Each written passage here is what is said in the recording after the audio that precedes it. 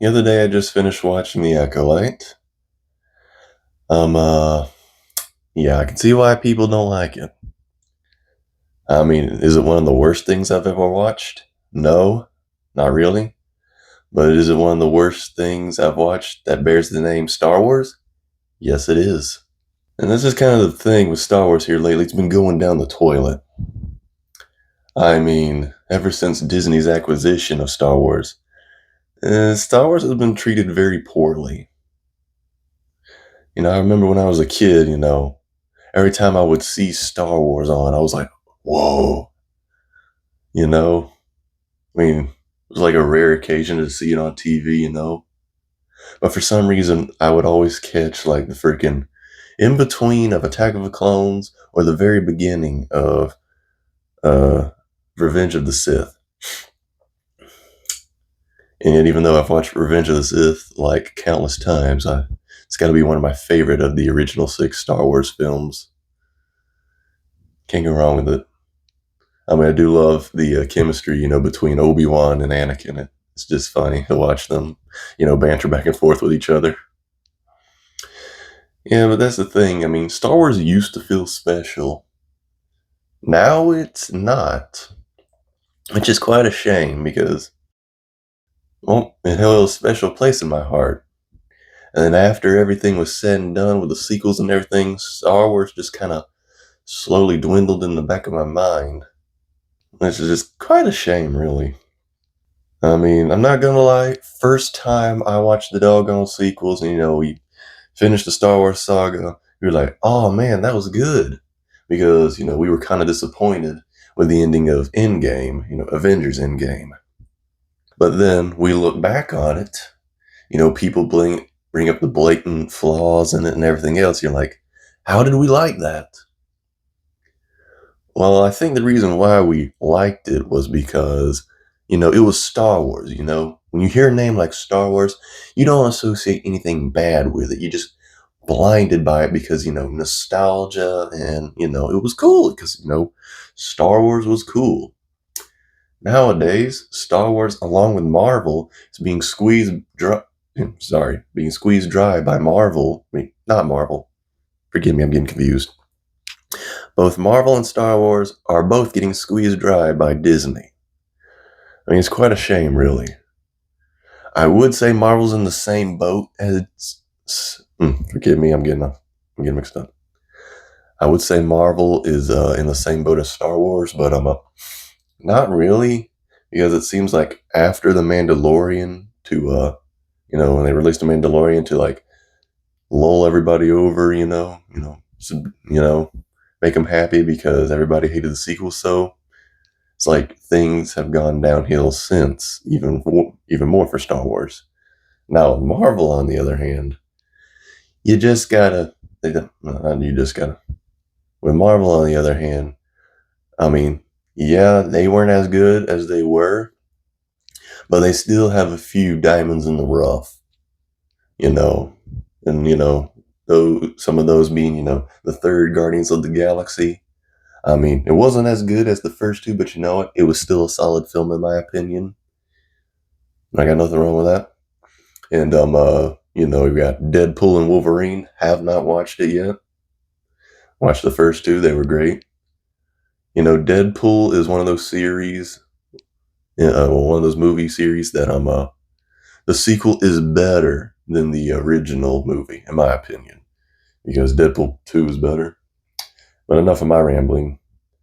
Well, like enough of me rambling about Deadpool. But what I'm saying is, even though Marvel and Star Wars are both being drugged through the mud in the sake of money and some, I don't know, and not to mention everybody's just like running it in the ground trying to force all these ideals and stuff. It's not very good. But see, Marvel's able to keep going because they still have a few diamonds in the rough, while Star Wars is not so much. And apparently, The Acolyte was the final nail in the coffin. Because from what I've read, after the sequel movies were poorly received by people everywhere, that's when they decided to jump into the streaming industry, with new Star Wars centered shows. And well, it's only been 5 years since the Skywalker saga. And well, apparently, after the Acolyte, it's been a bust in the streaming department. Because, you had stuff like the Obi-Wan series. Apparently, it was supposed to be a movie, but they turned it into a show. I ain't watched it. The only thing new from Star Wars I have watched after the sequels was The Acolyte, because how much everybody was talking about it and how bad it was. The string. What the hell's the string? I only know the Force. And get this. If any of you watch The Acolyte, then you know of Master Soul. That role was offered to Keanu Reeves. Yeah, John Wick. But Keanu turned it down to be Shadow the Hedgehog in a new Sonic the Hedgehog movie. So, good move for Keanu. But after all, let me try to get back on track. But after all, the streaming shows have kind of gone down the pot, I have seen a thing where they're talking about making Star Wars 10. A continuation of the mainline movies that takes place 15 years after the events of the Skywalker saga. No, that's Lego. I don't know. Either way, the last Star Wars movie. Yes, and Daisy Ridler, I believe that's her name. I know her first name's Daisy, but she's going to reprise her role as Rey, and apparently it's going to be her trying to rebuild the Jedi Order. Why? My thing is, if the sequel series were so bad, why are we going to continue from it? I mean, I don't know why. Because another thing I read, before George Lucas ever sold off Star Wars to Disney, he was actually making another Star Wars sequel. He was in the works of making one. And get this, the main villains were going to be Darth Maul and Darth Talon. If you know Darth Talon, you know. You know what we missed out on. But instead, we get a tasteless remix and remake of the original trilogy. You cannot tell me that the sequels are not the original, but done poorly and painted over with fancy new stuff. I mean, it's just disappointing, really. But you have to wonder, is there a way to save Star Wars? Honestly, I'm not sure. Because if the Acolyte was indication enough for Star Wars fans to be angry as all get out at Disney, even after the sequels, why are we going to go back to the movies? I mean, like I said, it's only been 5 years. I mean, yeah, 5 years does seem like a long time, but then again, in the entertainment industry, not so much. I mean, I don't know. I mean, one thing's for sure, they should fire Homegirl that's running Star Wars, the CEO of Star Wars, and Disney should freaking grovel at George Lucas's feet and ask him to come back. But I have also heard that there's also a new Mandalorian movie, and George Lucas will be, kind of taking part of that in a way, offering his insight, I believe. I mean, I cannot find the article now, but that's what I've heard. But I don't know.